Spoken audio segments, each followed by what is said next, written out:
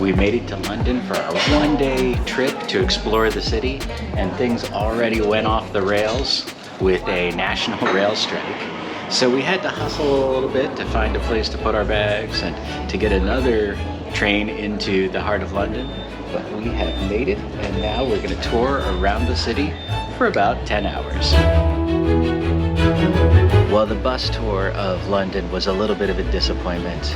A lot of streets were closed, so we didn't get to see too much, but we got off, we walked around and saw Big Ben.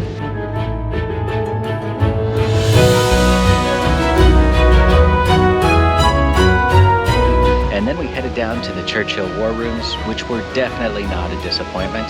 And now we are heading for some afternoon tea.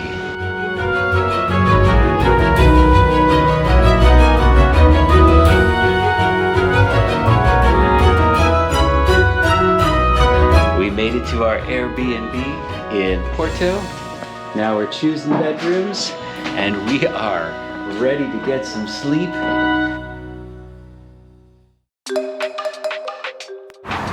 We got into Porto late last night, so this morning was a very slow morning.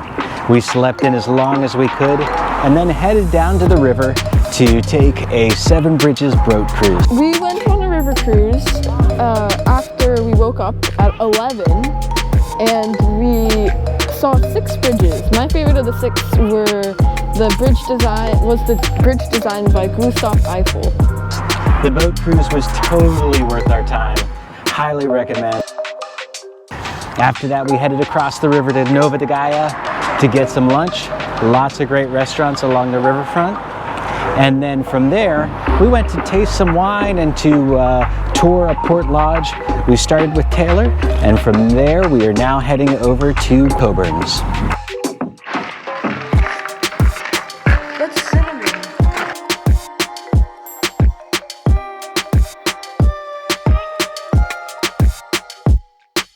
From the port lodges, we took the cable car up to the top of the city and admired the views before walking across the bridge and taking in sunset to end our first day in Porto.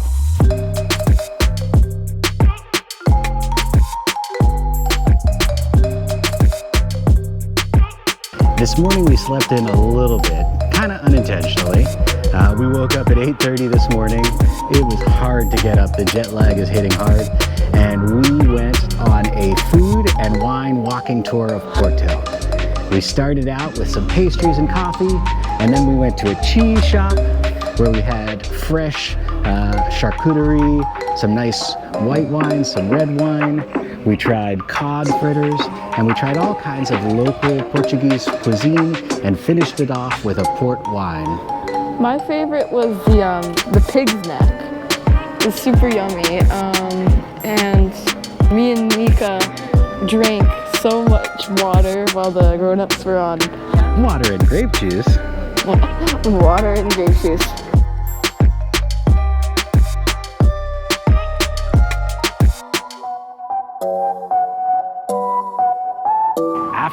After the food tour ended, we walked up to Clérigos Tower and climbed all the way to the top of the tower.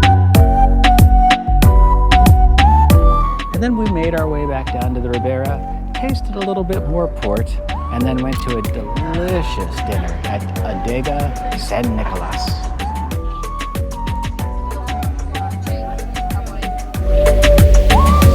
Today we left Porto behind and headed south on the road to Lisbon.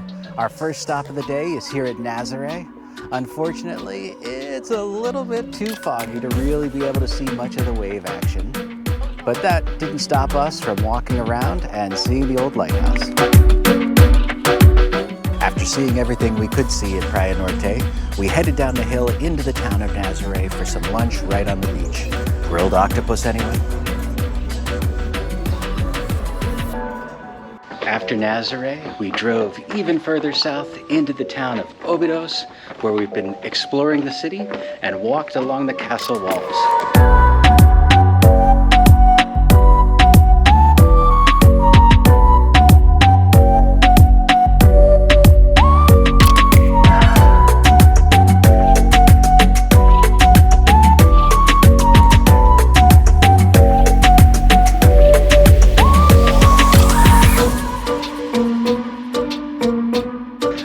is my favorite town that we've been to so far in Portugal.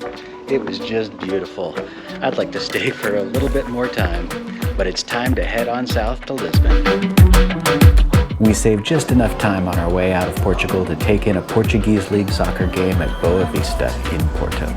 The game was excellent and was a highlight of the trip for everyone.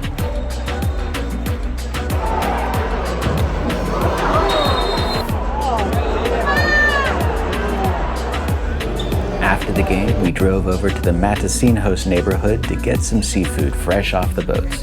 What a delicious way to end our trip in Portugal. This is the end of part 1 of our video. Stay tuned to the next one where we head to Lisbon and the rest of southern Portugal.